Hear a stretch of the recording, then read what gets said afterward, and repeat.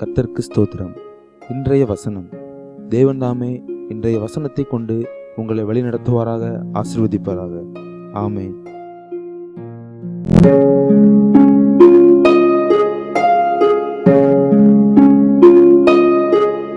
உன் சுயபுத்தியின் மேல் சாயாமல் உன் முழு இருதயத்தோடும் கர்த்தரில் நம்பிக்கையாயிருந்து உன் வழிகளெல்லாம் அவரை நினைத்துக்கொள்.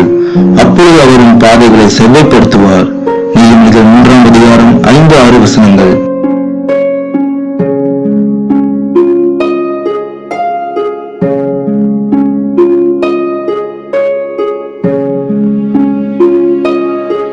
Trust in the Lord with all your heart and lean not on your own understanding. In all your ways submit to Him, and He will make your path straight.